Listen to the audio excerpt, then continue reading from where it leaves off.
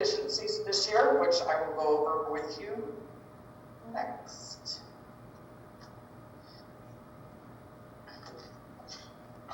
And they start on page 37. We did have several audit adjustments this year, and those are required to be listed in the finding, and I was going to go over each one of those with you. The first one, where there's the understatement by $17,000 of grant revenue and due from other governments. The grant revenue reimbursement was not received until after year end and was not booked back as revenue and receivable for FY20. So we had to make that accrual adjustment to get it in there. So basically your grant revenue was understated until it was made. The second one, the due to other governments and expenditures were understated by $19,000. This is, you get the room tax in and you have to send a certain portion of it out to other entities. One of those is the golf course. The calculation is being done at 3% instead of 3.5%. So it's been 0.5% off. So that means you still owe the golf course that $19,431. So that calculation needs to be corrected to make sure it's right. That is an error in a calculation that we noted last year too, and had to make an adjustment for. The third one, beginning fund balance, was overstated. When we showed up there and started looking, every year your beginning fund balance in any 1 year should match your ending fund balance from the prior. If it doesn't, that means there's something going on. We did notice that adjustments had not been made, the audit adjustments had not been made, and certain transactions had been posted backwards in QuickBooks to the prior year after the audit was done. So we had to make an adjustment to correct that, to bring the beginning fund balance up to where it should have been to match the prior year audited numbers.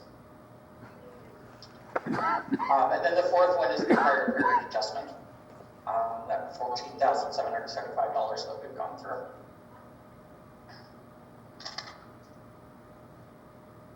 And on the next page,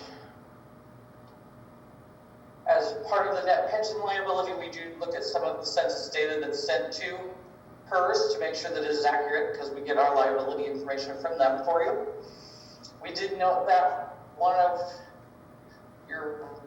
new hire that we did look at didn't have the right hire date on it. They used their birth date instead of their hire date. Nobody caught it and sent it to PERS that way. So we probably need to have some kind of control over that to make sure that the census information sent to PERS is accurate, because their actuaries use that to determine birth dates, marital status, and all of that, hire dates, all of that information, and calculating the liability and the portion that is for your entity. We did have kind of the same issue last year when we tested the PERS census, and excuse me.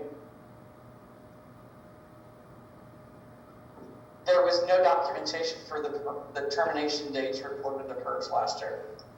So, like I say, our recommendation would be to look at tightening the internal controls to make sure that information is accurate when it goes out.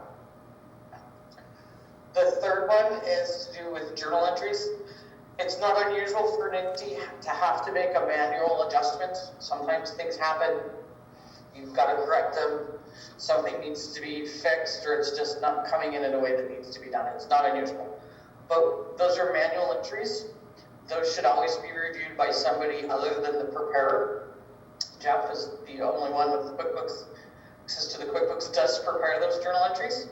We did test all of them that he made, all 4 that he made. We didn't find any errors with the entry, but someone else should always be looking at those and reviewing them to make sure that what's being done, there's a legitimate purpose, it makes sense, and it looks good before they get posted into the books. So those were our 3 findings for this year. I do have one other thing that I need to go over with you, a letter that we're required to do, but before I move on, does anybody have any questions about any of the stuff in the financial statements I talked about, any of these findings? Hey, Mary. I had a question just about that finding that was the overspend in the intergovernmental. It was like 34,000 and then a 200 something. Could you explain that just a little bit more? just because, you know, when you look at how we finished last year, we finished with an operational surplus. You know, we did an augmentation. How did we overspend those? And was that the intergovernmental distributions that we didn't account for when we ended up making so much more money than what we thought we had originally were going to make? Yes, so, and this is one of those things, you did end up in a good position. And I'm going to scroll to the page here that shows it. This is the final budget that got sent to the state. This one, and if you go down, for culture and rec, you had told the state, even with the augment, you would spend 1.1. You spent 1.2. You have $49,000 over budget. Same thing with intergovernmental. You had budgeted the $479.60. You spent $710,580. It's $230,000 over. Yes, we know why it's over, but unfortunately, the NAC code doesn't have a "it's okay if" in it. It's a don't overspend the budget by function. So your functions would be like general government, culture and rec, intergovernmental. So you've got to watch those totals. Because that's where that comes in. And like I say, we know that the intergovernmental went up because you get so much more room tax. That's great and wonderful. But as I said, NAC says you're not allowed to overspend. So there's no nice little clause in there for, but we got more money. Without doing an amendment. So probably year end, you just need to be really watching that to make sure any adjustment you need to make at year end for it. Does that make more sense? Is that what you were looking for, Kyle? Yeah, I just needed a little bit more info on that. Thank you. Yeah, and along with that, to make sure you know, NRS requires that you will be required to do a corrective action plan to answer for the findings in these NRS possible violations, and that's due within 60 days. Okay. Okay. Do I hear any questions for Mary? Any further questions? At this time, we'll make sure, Judy, to put the corrective action plan on the agenda for next meeting. And I will entertain a motion to accept the report as presented and written. Madam Chairman, I'd like to make a motion that we accept this report by Ada Bailey of today and approve it for the financial audit and acceptance. Second that motion. Thank you. It's been moved by Marietta and seconded by Brian. Is there any further discussion? I would like to say thank you, Mary, you and I, Bailey, for this is a very thorough report, and it's just, that's what we have an audit for, is to get better, and that's certainly appreciate understanding all of these different entities or entries that we need to correct. So thank you very much, and if they're on the corrective action plan, I would assume that you can probably give us at least a little guidance on that before our next meeting. Yeah, it's standard every year. If you want me to look at it before you guys review and approve it, I'm happy to do that and help in any way we can. We're happy to help you out. We know sometimes trying to keep up with all this is a big headache. We understand, so anything we can help with, we're happy to do. Thank you very much. I appreciate that. At this time, I'd like to certainly take out all in favor. Please indicate by saying aye. Aye. Any opposed? Motion carries. Thank you very much, Mary, and I'm sure we'll be in touch because we'll get that letter on the agenda for next month. Thank you. Thank you so much. Madam Chairwoman? Yes. I just want to make sure it's clear for the record, and correct me if I'm wrong, Ms. Henry, but you moved to accept the report. Is that correct? Yes. Perfect. Thank you.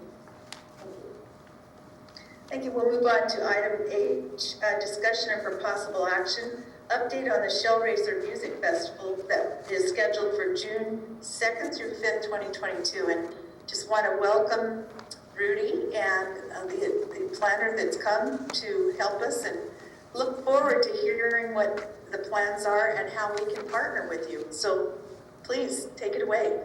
Hi, my name is Libby Rose. I am from Austin, Texas, and I'm working with Rudy on the planning direction of Tourusn. So I've been here the last couple of days, meeting with various people in the county and the city, and going through production timelines and food vendors and legal requirements and safety protocols, and just working on getting this going before June. We're really excited about it, and we wanted to thank you guys for your gracious contribution and partnership with the festival to co-promote it. That means a lot to us. Yes, and to start off with, Rudy Herndon, would just like to thank Kyle and Errol so much for all their help. And this grant, when Kyle first mentioned that he was applying for it, came as a surprise to me.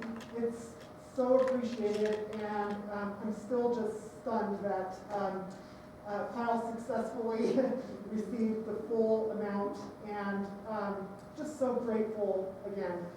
I'd like to just give you a quick overview of the festival campground project, and then we'll talk a little bit about marketing the festival.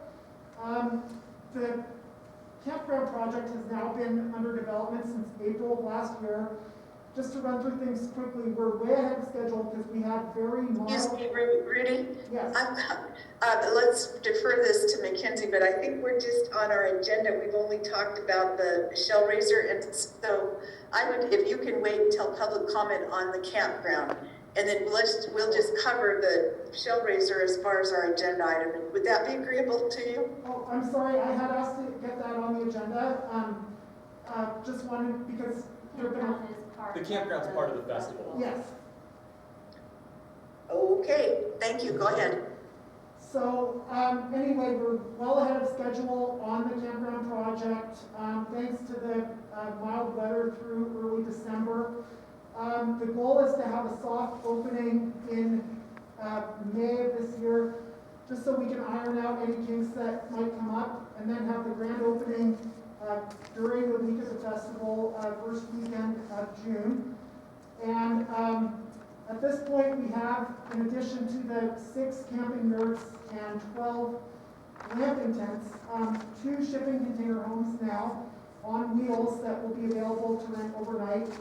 We're renting 40 additional tents for the festival itself, and also ordered a prefab 2-unit restroom that will be on site, as well as the restroom trailers we've rented specifically for the event, and we'll have a shower trailer there as well. So yeah, just want to make the festival campground and the festival itself a very welcoming environment for attendees. Get them to appreciate everything this area has to offer, get them to come back in the future. And that's it as far as the campground goes, in a nutshell. Marketing-wise, Libby and I have been talking to Kyle and Errol about the main markets we want to focus on. I'm already advertising extensively in Salt Lake City and along the Wasatch Front. Now underwriting films at the Salt Lake Film Society's Broadway Center cinemas. So we have Shellraiser lineup poster now running in between movie screenings, which is neat. And I'm underwriting radio programming on the Utah Arts Alliance's FM station, and doing some additional print advertising in Salt Lake in Slug magazine and the Salt Lake City Weekly.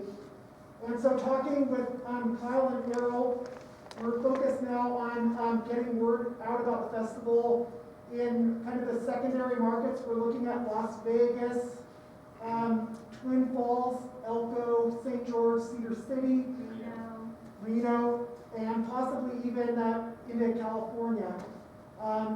And so that's coming along really well. We have quotes and deadlines, ad sizes we'll need to get these ads placed, and hoping to get started on that, in fact, this week.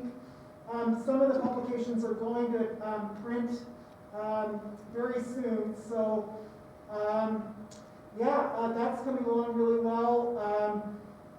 We met earlier today with Mark Bassett of the Railway. He had some suggestions about ways to promote the festival on social media. And thanks to Libby, we'll be working with a marketing firm based in Nashville. And they'll also be ramping up promotion on social media. They'll be working with Kyle and Errol and probably Mark Bassett as well. And so, yeah, that's where we are marketing-wise. And if you have any questions, please fire away. You guys already signed a contract with the marketing firm out of Nashville?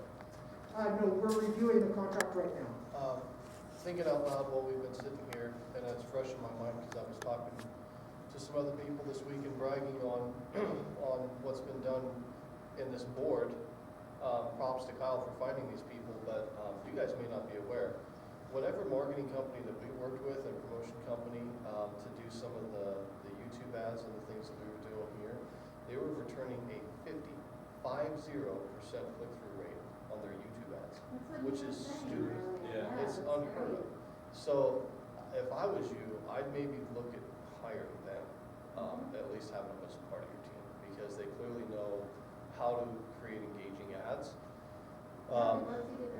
targeted to the kind of people that we already want coming here. Well, and that's something that we can put grant money towards, you know, and that's kind of the cool thing we've been talking about was, you know, how do we supplement each other's efforts? So, you know, with the grant money that we received, we're going to be partnering on videographer and photography services so that we've got, you know, short little commercials and things like that that we can market for next year and photographs. We're going to handle a lot of the print media in those secondary markets, so all the news and reviews and arts magazines and things like that. We'll probably stay away from radio in the bigger markets, but we'll make sure that all the local outlets and things like that are covered. We'll handle all of that so that you guys can think big and whatnot. And then of course, you know, Errol's making the toolkit, so the toolkit's going to include all of our efforts, the posts that we're going to be making on the bands, hyping up the campground, just everything as the details come out. We'll be boosting those. That toolkit will be available to all of the hotels, motels, any local partners that deal with, you know, visitors and things like that. So, yeah, we've kind of got the local market and the secondary markets, and then we're helping supplement some of the bigger stuff. And so I'm looking forward to speaking with Grayscale and seeing what they come up with and just, you know, just trying to blow this thing up in the first year. That was the other company as well. Yeah, and that's Reach Local, and I was talking with them the other day, just planning everything for the summer, and so they were well aware that we can do like one-off, you know, ads for events and things like that. So, so yeah, I'm so glad this is happening. Thank you, Rudy and Libby, so much on this. When will the toolkit be available? Because I think that is really the guiding document for everyone. So Yeah, when do you pretty much we're developing it out of these two meetings that we had, and then once we talk to Grayscale to get the details on where they're at, we're going to include pretty much all of the media outlets where this festival's being promoted. So right now, essentially, it's, you know, Errol will be breaking ground on it as, you know, now that we have some details and things like that. Okay, so, but my question is, when do we anticipate that it'll be ready? 2 weeks. Okay. So mid-February. Well before our next board meeting. Good. You know, the sooner the better, because this is such a large event and we really want to get it out in front of it. We appreciate Rudy and Libby for coming and talking to us. Do we have any other comments? Ian, that was excellent what you brought up, and do we have anything in addition? Nope. Thank you for your time. Cool. Thank you. Thanks for Look forward to coming out. meeting you in person. Same. Thanks very much. Yeah, thank you. Okay, we'll move on to item I, discussion and for possible action, tourism update on 2021 projects. And are you going to put that document up? I am. Mary, can you make me the host again?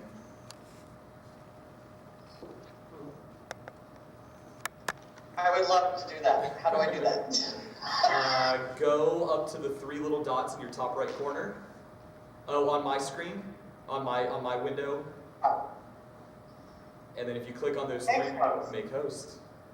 There you go. Beautiful. All right, let me pull the screen up.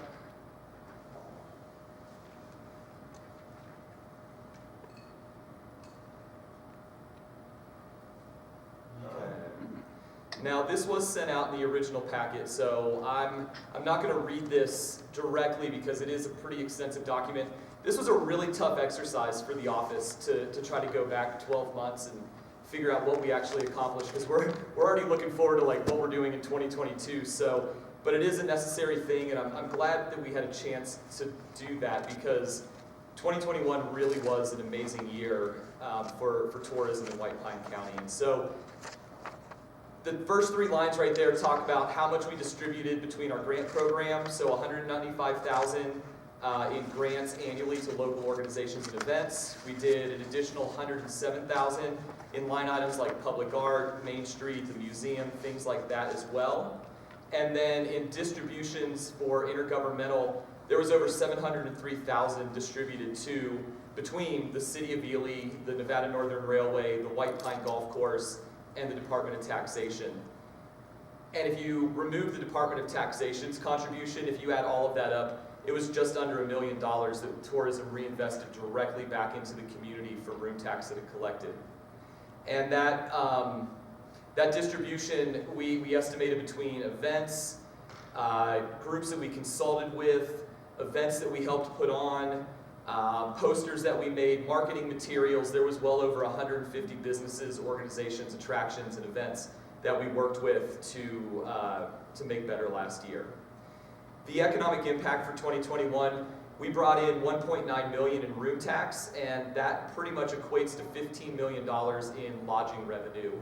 And so that was 40% more lodging revenue than what was collected in 2020.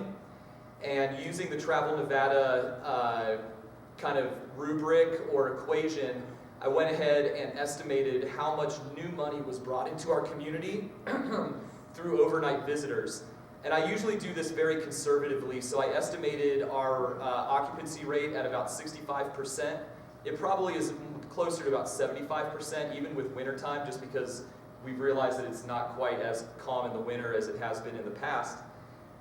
And so if you take the amount of rooms that we have, which is 1,122, multiply them by how many days in a year, 65% occupancy, 2 people per room, Travel Nevada estimates 2.8, so their economic impact would actually be higher than what I was estimating. But we are estimating at 2 people per room that we see about 532,389 overnight visitors to White Pine County last year. That does not include National Park overnight stays, and that does not include State Park overnight stays, because we don't collect room tax data from that. So the amount of people coming to White Pine County overnight is more than that, but this is just what we've been able to estimate from overnight visitors. Travel Nevada for last year estimated that every overnight visitor spent about $140 per person. And again, that's new money coming into the community. That's not just redistributing, this is growing our economy. And so at $140 per person per day, tourism can conservatively estimate its impact of $75 million of new money coming into White Pine County. And again, some people would like to estimate that at a little bit more, but I would rather say it's about this, but it's probably a little bit more than that. And so that is gas, that's food, that's shopping, that's hotels. And honestly, that $140 a day is probably pretty accurate when you take into consideration all of that stuff. Train tickets, all that good stuff. Then I broke down kind of some of the highlights in history and arts and culture and outdoor recreation. I'll just go through, you can see what we've done with some of the history things. Some of these accomplishments are uniquely ours. Some of them are just big tourism accomplishments that we worked on with our partners, like the ping pong train coming into the White Pine Public Museum. That's going to be a big deal that we started on this year, but that's not uniquely our project. You can look at the arts and culture, all the new murals that were painted over this last year. We did bring in Los Cos for a live concert. We picked up a new sculpture, and we did start giving guided mural tours during some of our bigger events. Outdoor recreation revolves around the new trail that was built this summer, 3 miles, which is the most that's been built any summer since I've been here. And then the Trails kiosk across from Sports World that has the motorized and non-motorized maps. It's same, okay. For events, what we did is talk about all the different things that we contribute to events. So you'll see here, this is our normal suite of things that we do for any of our local events. And then Errol just went ahead and included the 2021 events calendar. If there's a little crown next to it, that's an event that we put on as Tour and Rec. If there's a check next to it, that's an event that we made posters for or gave some sort of marketing services to. We do have a copy of the 2022 events here, and we update those as things get updated. So if anybody in the audience wants to grab that, that's there. Or if you want emailed, we can send that over for the 2022. We've got some of the new events that happened. You can see how big July and August are. September's no slouch, and it goes. From a facility standpoint, we did upgrade our entire back rooms for AV and repainted some of the accent walls. There's still some more work back there, just aesthetically, to make it look a little bit nicer, but we are booking back there 3 new computers, and we had our 1-year anniversary in the new visitor center.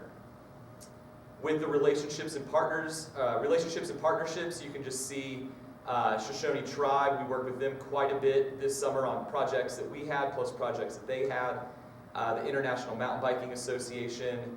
We partnered with Main Street a ton with all of their grant matches and live feeds and drawings, as well as I would consider anybody that we worked with through contributing grant money or anything like that.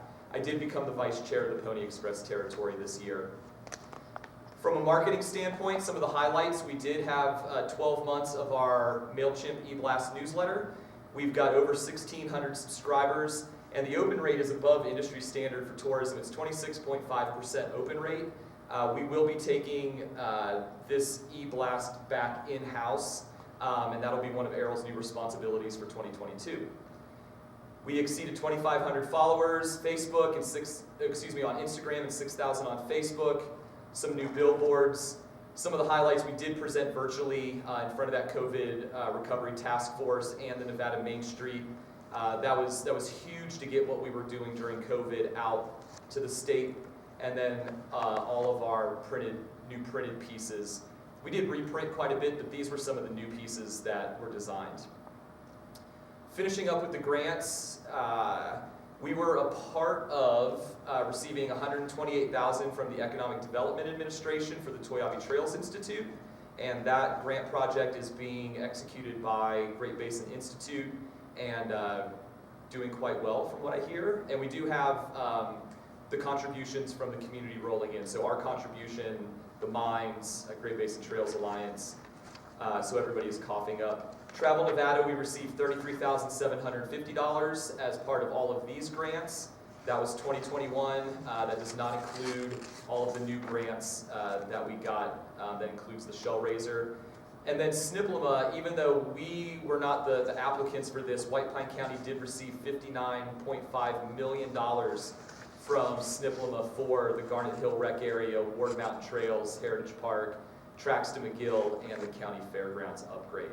So I'm sure I missed a ton. We could definitely get down to the nitty-gritty on all of these, but I think in spite of any kind of challenges that were perceived or real, as a team, we all knocked this last year out of the park. Is there any questions? Just want to say on behalf of the board, thank you so much. And these are hard documents to put together. It took a lot of time, but I think it's really good for us to take a reflective look about what has been accomplished, especially during a pandemic year. So thank you, and it gives us a springboard for what's going to happen in 2022. Thank you very much on it, Kyle and staff. Are there any questions on this?